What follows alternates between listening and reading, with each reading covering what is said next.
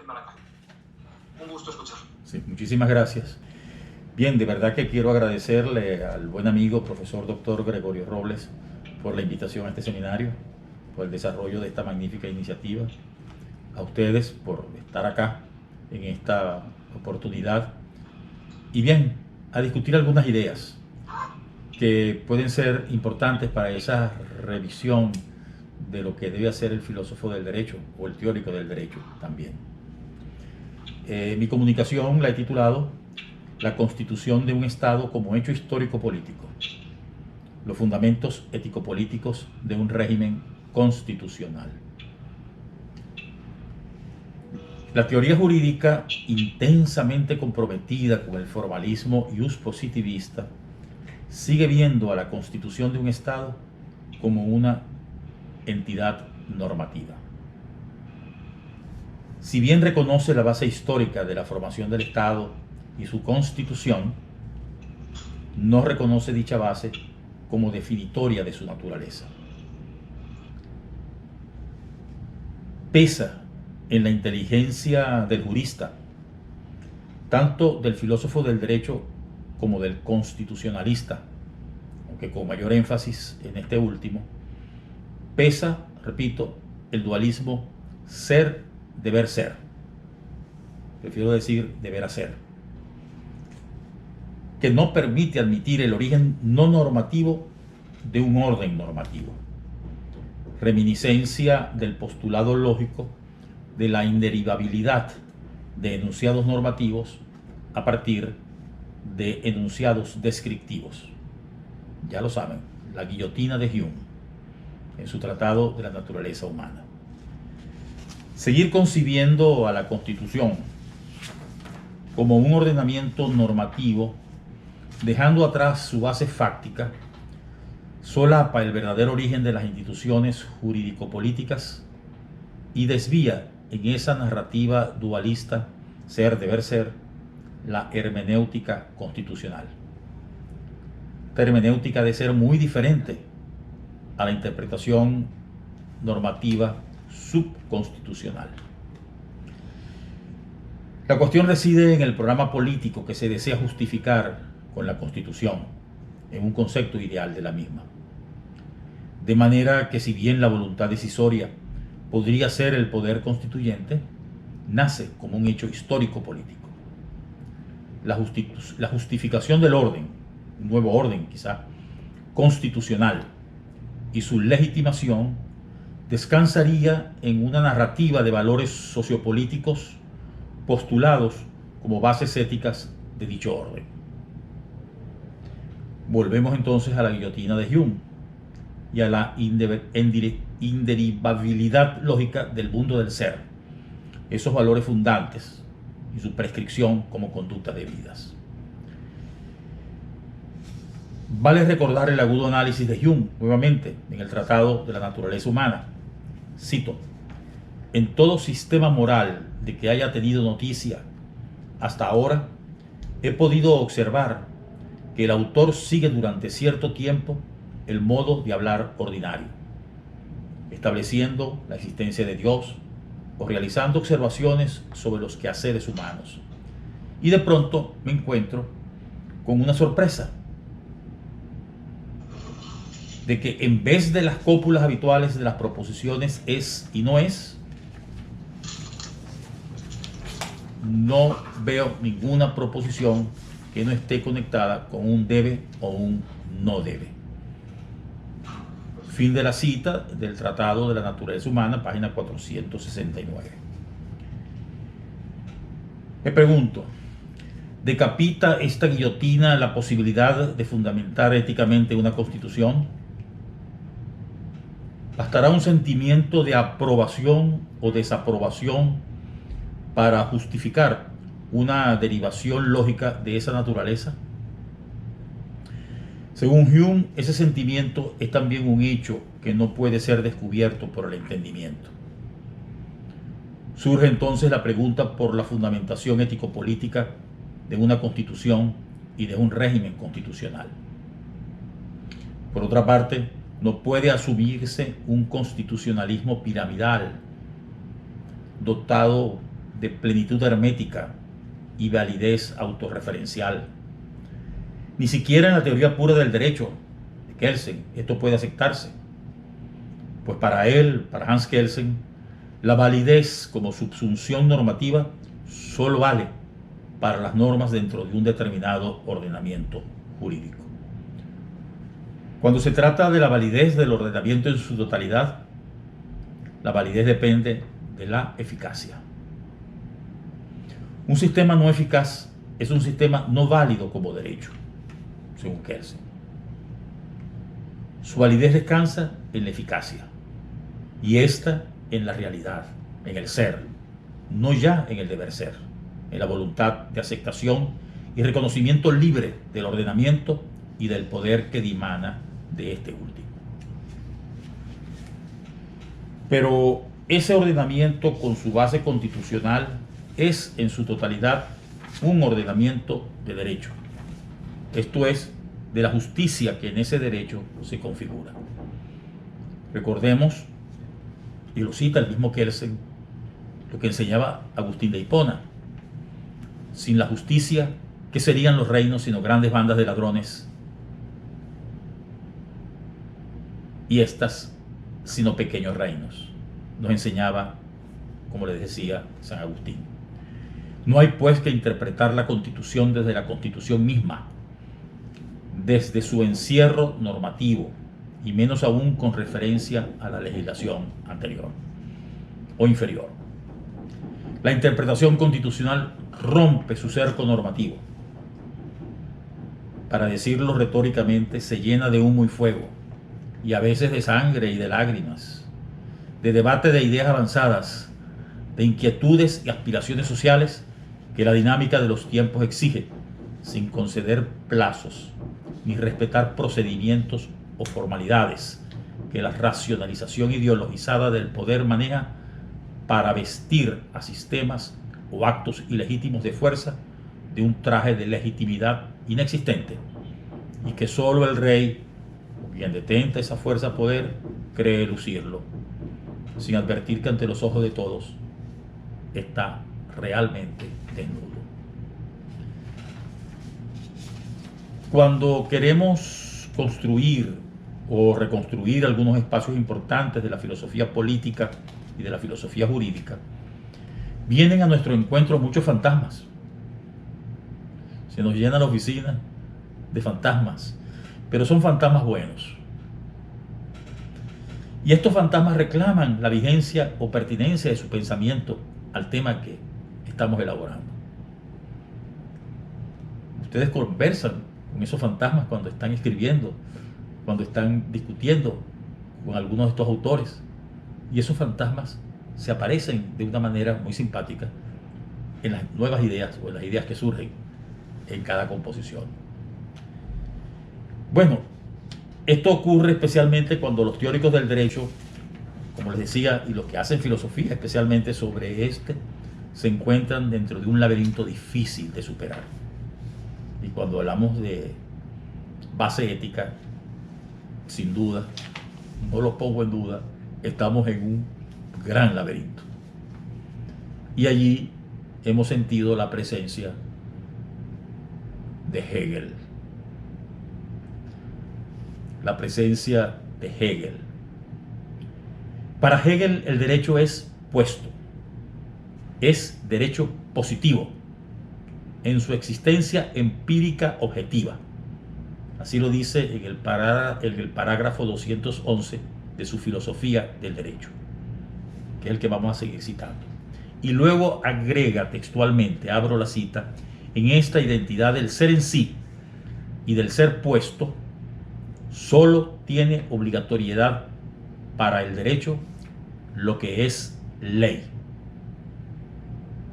dado que el ser puesto constituye el lado de la existencia empírica. Sustituí puesto que el ser puesto, me pareció redundante, de la traducción de Vázquez. Ese es el parágrafo 212. Termino la cita. No hay dualismo, solo es derecho el derecho puesto. Hay una identidad del ser en sí y del ser puesto. No hay un derecho que no se ha puesto. No hay un derecho ideal y un derecho positivo, un pósito. Pero el Estado es el todo ético, la totalidad ética, parágrafo 258. Y tiene una realidad inmediata. Es el Estado individual en cuanto se refiere a sí como organismo. Es la constitución o derecho interno del Estado. El Estado como real es esencialmente Estado e individual. Estado individual e incluso Estado particular.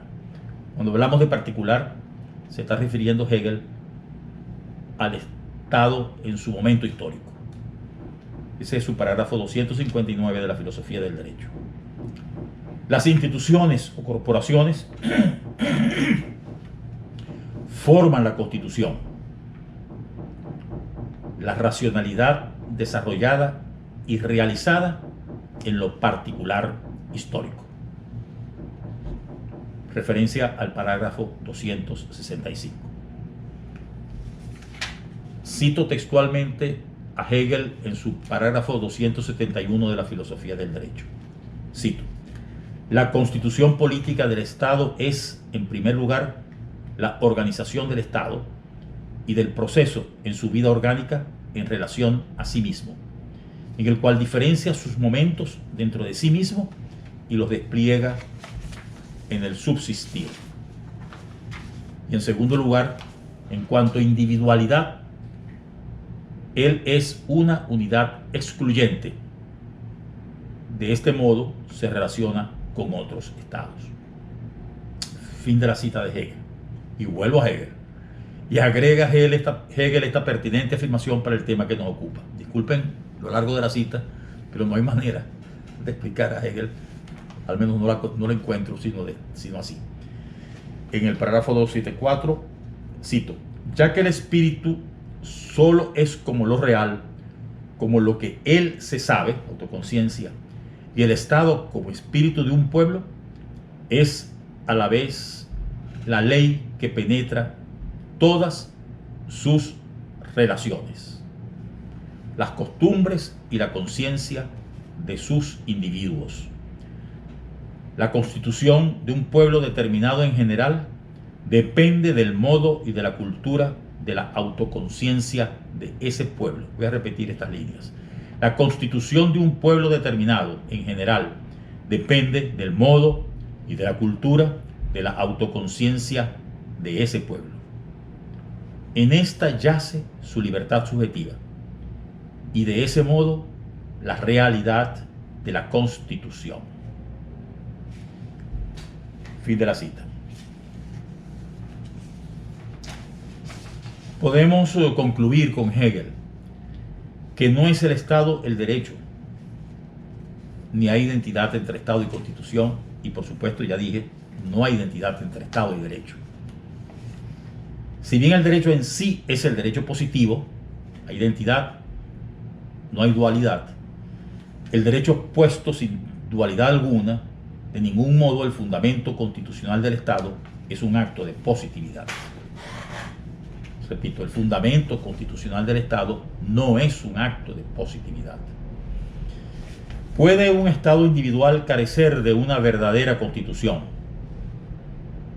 Es el Estado tirano, un Estado mal constituido, ajeno a los mores, a la moralidad de ese pueblo.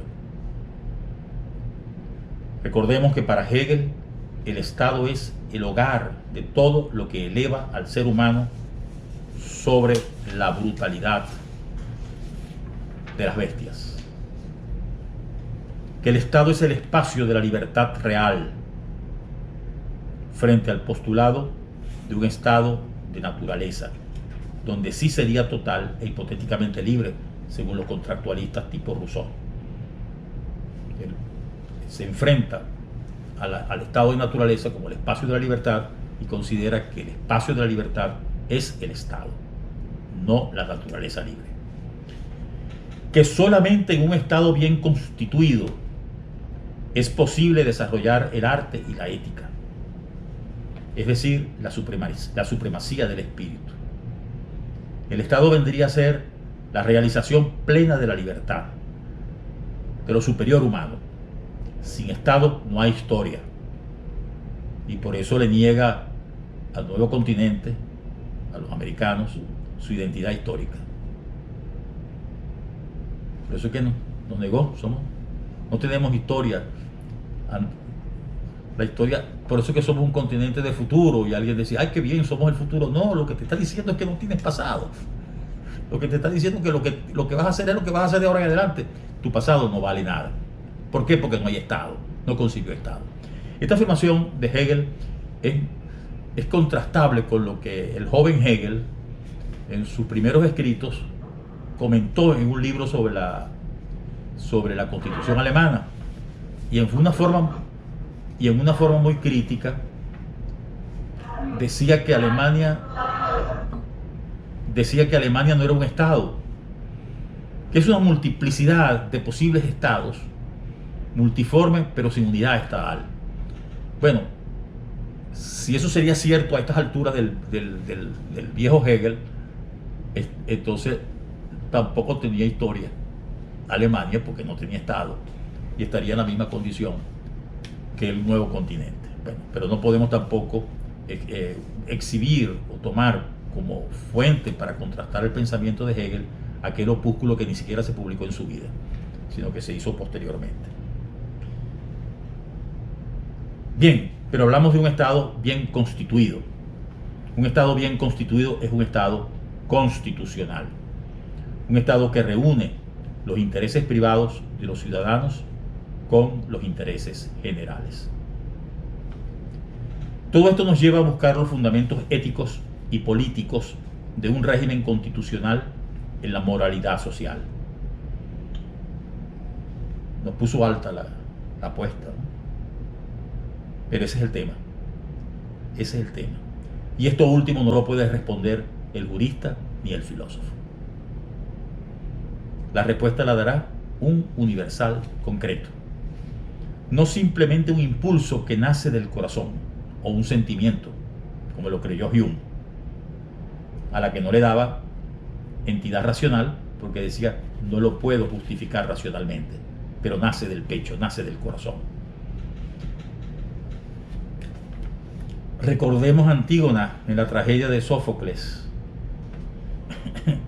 Antígona opone a la ley de los hombres, se refería al decreto de que su hermano muerto no pudiera ser enterrado, no pudiera tener los honores de las exequias fúnebres. Antígona opone a la ley de los hombres las leyes de la moralidad, que no vienen del azar o de la decisión particular, y que no son de ayer ni de hoy. Reclama un Estado bien constituido, que sabe que es el Estado realizador de la libertad y sede del arte, la religión, la ética, la filosofía, es decir, del espíritu. Eso sí es netamente hegeliano. ¿Quién le enseñó a Antígona la lógica de su argumentación? Bueno, fue Sófocles, pero vamos a ubicarlo en abstracto. Su valor no reside en haber nacido de un sentimiento, no, sino de una moralidad universal y concreta. Creo, y ya con esto voy finalizando la exposición de la comunicación, creo que estos días de guerra y de dolor nos invitan a profundizar en la naturaleza del Estado y del ascenso de la humanidad a los estadios superiores del espíritu. A separar los estados constitucionales que comparten la base ética de una moralidad social de aquellos estados mal constituidos que no reúnen en una misma historia los intereses individuales y los públicos. Vamos a repensar las relaciones de los estados individuales entre sí. El derecho externo, como lo llama Hegel, nosotros le decimos el derecho internacional público. Para que estos estados individuales en su particularidad histórica puedan ser la expresión en la historia universal del espíritu objetivo, de ese espíritu objetivo en el sentido hegeliano, que simplemente no tenemos que utilizar la terminología de Hegel. El espíritu objetivo sería allí el estado sede del ascenso del ser humano, sede del ascenso de la persona humana en sus condiciones superiores, en lo que lo hace diferente de especies inferiores y lo que le hace proyectado a una universalidad total. Estas son las ideas y esta es la tarea que tenemos por delante quienes estamos metidos en este tema. Tratar de aclarar en qué consiste y cómo descubrir esa moralidad social. Muchísimas gracias, amigos.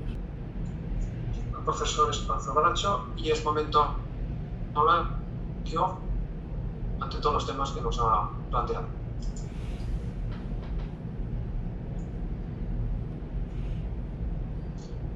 Sí. Javier. Sí, Adelante, luego después profesor Duarte. se escucha, ¿verdad? Sí, perfectamente. Me ha gustado muchísimo la conferencia que nos ha ofrecido el profesor Esparza. Quisiera hacer una pregunta muy puntual que se vincula sobre todo parte de su exposición por la apuesta a una moralidad universal.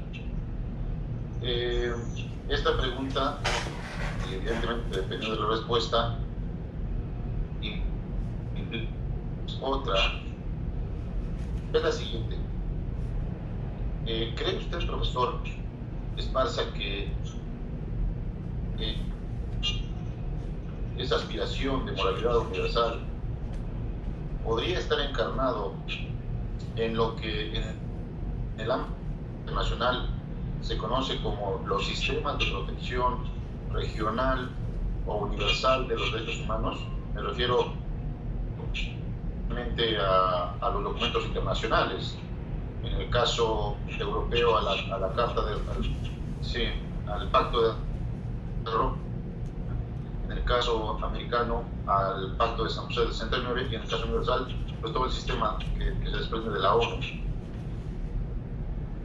Si ese es si la respuesta fuera afirmativa, profesor, la pregunta que se derivaría de ahí sería: en los sistemas de protección internacional de los derechos humanos, quienes juegan un papel son los tribunales. En Europa está el suyo, en América tenemos fundamentalmente a la Corte Interamericana, presidente de la Comisión. Esta segunda pregunta o pregunta derivada, profesor, sería la siguiente. Estos tribunales internacionales, y particularmente me voy a referir a la Corte Interamericana de Derechos Humanos, tendrían también que interpretar el Pacto de San José de Costa Rica a la luz de ese criterio ético-político que le dio vida, o de interpretarlo a la luz de algunos derechos que no están en una especie de propuesta progresista que yo por lo menos todavía no alcanzo a entender. Esas serían las dos preguntas, profesor, y bueno, reitero mi gusto, mi placer y mi adhesión a la conferencia que nos ha dado. Gracias. Gracias. No sé si hablo ahora o espero la segunda intervención. No escucho. Perfectamente. Sí, puede intervenir ahora. Ahora mismo, bien. Bueno, muchísimas gracias, profesor. Realmente aprecio sus palabras en relación con las palabras que he dicho. Lo que he hecho es trasladar a un texto específico y a un momento específico ideas que gravitan en la historia del derecho, en la historia de la filosofía y en el pensamiento fundamentalmente en el pensamiento occidental, pero si ahondamos un poquito, ha tenido mayor vigencia también en el pensamiento oriental. Y que nace del pensamiento griego. No nos olvidemos con Hegel. Es que yo cuando cumplí 60 años empecé a leer Hegel a profundidad, porque yo tenía un profesor de filosofía que decía, porque yo le decía, pues yo no entiendo a Hegel, no entiendo, ¿qué hago? Espere a cumplir 60 años. Cuando usted cumpla los 60 años, usted va a empezar a entender a Hegel. Y creo que tenía razón mi profesor. Bueno, creo, espero que no sea a los 80. Bien, cuando Hegel hace el recuento de la historia de la filosofía, le dedica al pensamiento griego las 2/3 partes de su obra. Al medieval, por cierto, una sola hojita. Para ponerlo en contraposición, el peso que le daba al pensamiento griego tenía que ver precisamente con el concepto de lo que es la polis griega. Y no nos olvidemos que Aristóteles considera que es más importante la ciudad que la familia, porque la familia es la naturaleza. En la familia, los monos tienen familia, nuestros perritos tienen familia, su familia, pero la ciudad no. La ciudad es el producto humano y la ciudad es el centro de esa convivencia. Por eso cuando hablamos de moralidad y bien textualizado como moralidad universal, profesor, estamos hablando de un universal concreto, les decía. Es decir, no es un universal abstracto, ideal, para todos los tiempos, no. Antígona decía, esta ley no es de ayer ni de mañana, pero es una forma de decir, es un universal concreto, es universal, pero es concreto. No es un topos Uranus que está más allá de la realidad histórica, está en la realidad histórica, está en la realidad histórica. De manera que ese concepto de universal concreto, y que es la tarea que nos debíamos algunos por lo menos proponer a realizar, es cómo enfocar más allá de la dogmática, más allá del dogmatismo que muchas veces existe en el pensamiento jurídico, y bastante más allá del formalismo. Y vean ustedes que yo esto se los digo con mucho compromiso, porque durante toda mi vida me he dedicado a la lógica normativa, por cierto. Y sin embargo digo, no podemos encerrarnos en la dogmática formal.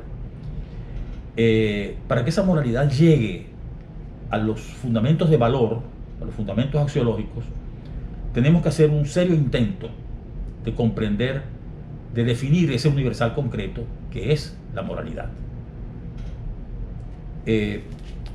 Cuando un tribunal constitucional o un tribunal internacional que tenga que ver con los derechos humanos toma una decisión, bueno, como buen juez la toma con la dogmática jurídica. Tiene una carta de derechos y tiene unos principios que aplica. Pero ¿de dónde vienen esos principios? ¿Cómo se forman esas cartas? No son meramente formales, tienen un sustrato ético.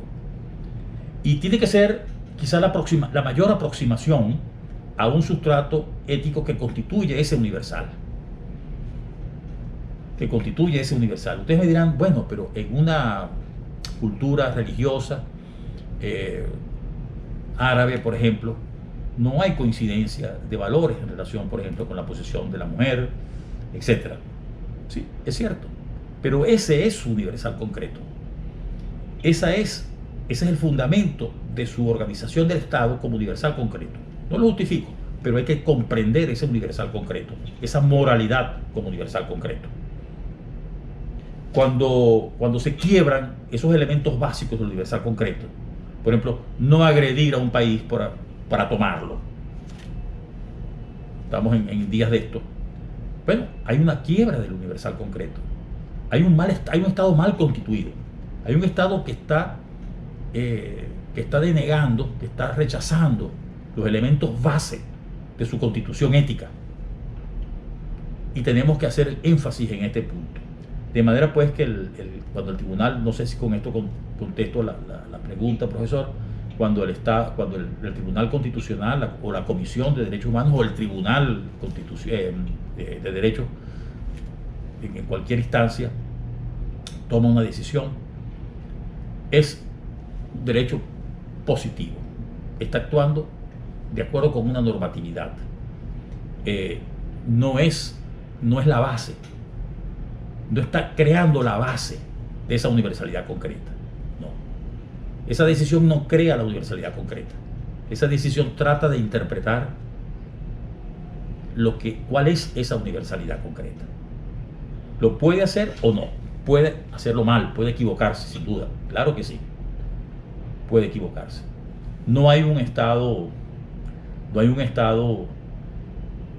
que sustituya al estado interno, es decir, al estado nacional que llamamos nosotros. No existe ese estado. ¿Existirá? No lo sé.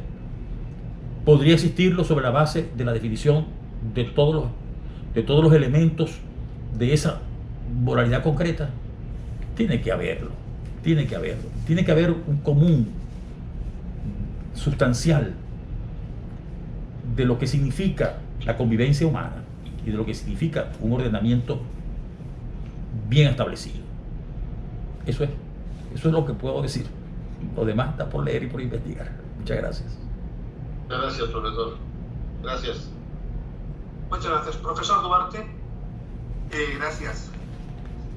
Bueno, mi doctor Jesús, grandes temas con Hegel, y que la preocupación real es que Hegel nos conduce a una idea de totalitarismo, en el sentido de suponer que solo el Estado es el sujeto ético y le niega a los sujetos su propio sistema de valoración. Y nosotros hoy estamos a la inversa, reconociendo de los sujetos concretos dentro de las sociedades sus diferencias, que pasan desde el color de su piel, su sexualidad, etc., que se las niega el mismo Estado, porque el Estado, bajo el afán de suponerse que es el único sujeto ético, lo que ha mostrado en la historia es que es el sujeto más aético que ha habido después de Hegel, porque el totalitarismo, y lo enseña el artículo 275 de la misma obra de Hegel, lo señala sobre el poder del soberano o el poder del Estado, y señala y dice: el poder del soberano es los tres momentos de la totalidad, la universalidad de la Constitución y de las leyes, la deliberación como relación de lo particular con lo universal, y el momento de la decisión final como dominación, a la cual retorna todo momento y del cual se toma la iniciación de la realidad. Absoluto es el Estado y el poder. Autodeterminarse constituye el principio distintivo del poder, ¿no?, como tal, que se debe desarrollar como preferente a cualquier relación de lo particular. Entonces, este argumento de que la Constitución debe recoger lo que es el ethos del pueblo, sacrifica en aras, ¿sí?, de la satisfacción del poder, que lo encarna, ¿sí?, el Estado o el soberano, tres dimensiones. Esta tesis también fue estudiada por Hannah Arendt como parte del totalitarismo, quien asumió que era el Estado lo que está por encima de la sociedad y de las personas. Condujo pues a lo contrario, lo que el doctor Jesús quería, lo contrario, lo condujo, ¿sí?, a la violación de los derechos fundamentales. Nos obligó después de mediados de siglo, ¿sí?, a crear pues, Naciones Unidas, a crear los primeros instrumentos de derechos, y nosotros una corte para que los defendiera. Digamos que hoy lo que nosotros reivindicamos no es un criterio de un ethos que ese es el peligro, sino reconocer los ethos particulares. individuales en la lucha. Yo pienso que hay una lucha fuerte.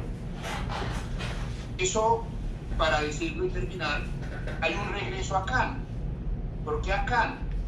Porque Kant, en su costumbres, en el numeral A, reconoce que la libertad se gana entre todos. Es decir, y lo que buscaría es garantizar esa libertad, no el Estado, ¿sí?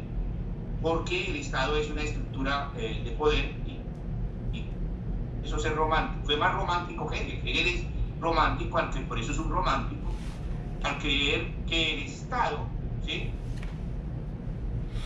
representaría el ethos universal. Al tiempo que Kant considera que el ethos universal lo garantizan las acciones de las personas si somos capaces de hacer uso de las máximas de acción, o sea, del imperativo categórico. Como él sabe, él no es ingenuo, dice, no vamos a actuar sin intereses, ni vamos a actuar sin motivaciones, ¿sí? Entonces el derecho tiene que controlar eso. Y en la idea de constitución de Kant está también la idea de que la constitución controla al Estado. ¿Sí? Que la debemos también desarrollar. Que la constitución controla es al Estado y al poder, y no que el poder, ¿sí?, es la constitución. Ese es el peligro, y pues le comento eso, mi querido doctor Jesús, para que ese 275 es el que echa a borda lo que viene de atrás, cuando deja que la totalidad queda con el poder del soberano o el poder del Estado. Y nos niega a nosotros la posibilidad de la moralidad o de la eticidad, los sujetos, ¿sí? Porque yo no puedo desarrollar mi moralidad si no es dentro del Estado, ¿sí? Fuera de él corro el riesgo un sujeto tomado como sujeto ético moral, y eso pues conduce de alguna manera a esa tesis tan dura de un Estado totalitario. Es una idea, no sé, doctor Jesús, cómo la ve, ¿sí? No sé cómo la vea. No, le agradezco mucho. Digamos que Hegel para nosotros es peligroso, ¿sí? Adelante, rector. Es peligroso porque nos han negado de que en lo particular haya eticidad. Sí. Me comentaba el común amigo Roque Carrión Juan, que no ha podido estar aquí en la reunión, pero él me pidió que le enviara lo que había escrito en principio para esta comunicación, y se lo envié, y me dice, bueno, el problema de Hegel es la mala prensa. El problema de Hegel es la mala prensa. Sí, el problema de la mala prensa pero el 234 no le niega su idea. Que también la tiene, por ejemplo, Carl Smith, que es mala prensa, ¿no? Sí, pero sí. Yo he buscado y he tratado, por ejemplo, de interpretar y de escribir de las cosas de Carl Smith, y en el pensamiento de Smith está la negación del Estado fascista, del Estado nazista, está la negación. Pero la prensa lo colocó allí, bueno, como podía haber colocado a prácticamente toda la intelectualidad alemana del momento. Esa sería una realidad. En el caso de Hegel, también hay que comprender el pensamiento de Hegel dentro de su proceso histórico. Hegel está viviendo la situación de Alemania. Él está viviendo toda la conflictividad de la constitución del Estado alemán, de los imperios. Él está en esa situación, y por eso es que niega a América y nos dice simpáticamente que América es solo futuro. Entonces, bueno, le podríamos contestar a Hegel, que no se nos aparezca, o que se nos aparezca, sería interesantísimo. Le podríamos contestar a Hegel, y Europa es solo pasado. Ese no es el fundamento ni de la historia, ni del Estado, ni de la Constitución. Entonces, por supuesto que manejar a Hegel en el tema para la comprensión del Estado, a mi juicio, me parece muy importante cuando hablamos de filosofía. Es decir, no podemos comprender el concepto de Estado sin saber lo que dijo Hegel. Estemos o no estemos de acuerdo con él. Yo particularmente jamás he sido hegeliano, no he sido nada. Pero hay que entender lo que quiso decir Hegel, porque Hegel está justamente en la propuesta fundante de la racionalización del Estado. Y cuando hablamos del Estado como todo ético, yo diría más bien que como sede ética, que como hogar ético, más que como totalidad ética, porque siempre se asemeja y se asimila al totalitarismo. Bueno, la religión es totalitaria, porque de alguna manera nos dice todo. Y nos dice cómo debemos actuar y cómo debemos pensar en la totalidad. Y el Estado no es totalitario en ese sentido. Porque si es sede ética de la libertad. Ahora, que luego haya habido unos loquillos que todavía por ahí andan dando vueltas, que convierte este argumento en el argumento del espíritu del pueblo, en su fórmula de poder, para con esa fórmula de poder oprimir. Bueno, yo no le echaría la culpa a Hegel. El mismo Hegel, ya lo comentaba en la ponencia, en sus escritos no publicados en vida sobre la Constitución alemana, niega que Alemania hubiera sido un Estado, con lo que le quitó historia a Alemania, que era el eje, el centro de la historia. Vamos a ser claros. Hegel es no eurocentrista, es germanocentrista. Y todo su planteamiento está en función de eso. Y vamos a entenderlo, vamos a comprenderlo, pues. Porque la argumentación que da contra el naturalismo rousseauiano, por ejemplo, es interesante. No podemos concebir la libertad solamente como el estado de naturaleza o como el estado aparte de lo político. Aristóteles lo concibe la libertad dentro de la polis. Fuera de la polis, lo que hay es unidad orgánica, lo que hay es naturaleza, que es la familia. Por eso es que los elementos que definen la autoridad dentro de la familia no son los mismos que los elementos que definen la autoridad en el Estado. El Estado como totalidad ética, el Estado como sujeto ético, son expresiones de una interpretación del pensamiento hegeliano que hay que manejar con cuidado, ¿no? Por eso yo hice más referencia a manejar su concepto de universal concreto, porque traslada a los mores, traslada a la moralidad la sede de esa libertad y de esos valores. Cuando Antígona le está diciendo para sí misma y para Creonte, le está diciendo que las leyes de los hombres están por detrás, están sometidas, no hay dualismo, pero están sometidas a las leyes que no son ni de ayer ni de hoy. ¿Qué está diciendo? ¿Que son atemporales? No está diciendo que son atemporales. Están diciendo que no son de ayer ni son de mañana. Son temporales, pero no son temporales no son atemporales en abstracto, son temporales, son universalmente. Por eso el concepto de universal concreto. Creo que son las claves en la interpretación del pensamiento hegeliano.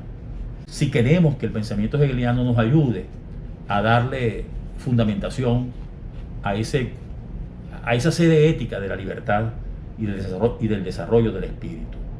Miren, había una aseveración, una aserción que incluso era muy cara al ex papa o papa actual renunciado, a Ratzinger, y era que decía: el pensamiento y el programa político no puede ir dirigido a hacer feliz al ser humano. No, eso no es el papel del Estado. El papel del Estado no es hacer feliz al hombre o a la mujer, no. Ese es otro problema. El papel del Estado está en constituir las bases organizadas, bien constituidas, como decía Hegel, de una sede apropiada para esos espacios de la superioridad de lo humano. Si interpretamos a Hegel de esa manera, bueno, le quitamos un poco la mala prensa, pero va a ser muy difícil realmente quitarle la mala prensa a Hegel. Así que eso es lo que le puedo decir, y le agradezco muchísimo esas observaciones que me ha hecho, porque me enriquecen mucho en la investigación que estoy tratando de desarrollar. Muchísimas gracias, doctor Duarte. C274 es es fulminante para él. Bueno, pero lo tiene, lo dice allí, expresamente, aquí está. Ya que el espíritu solo es como lo real, Tenerlo siempre a la vista, ¿sí? a la vista, sí. Hay que recortarlo y ponerlo en la en el espejo, Sí. en el espejo del baño. Pero a la vista siempre. Sí. Muchísimas gracias. Disculpen que nos hayamos entendido un poco. Señora, señor, mi profesor. Nos saluda mi querido Félix. Bueno, ya. Muy es hora de irnos, Félix. Estamos en la recta. Sí, porque también horarios de compatibilidad de trabajo, familia. No sé si hay alguna intervención más. Un saludo al profesor Duarte Cuadro. Y un abrazo desde la distancia, profesor. Sí, no, a distancia. No está en el temor de la exposición. No saluda uno a todo el mundo. Por supuesto. Entonces se saluda por lo menos de despedir. Ya. No verte. Y muy amable, profesor Jesús, muy amable, profesor Marco, Napoleón y profesor Javier. Muchísimas gracias. Me agrada. Encantado, muchísimas gracias. Ahí estamos en esta discusión, tan complejas y tan difíciles. El profesor López me saludo. Un saludo a todos y a todas.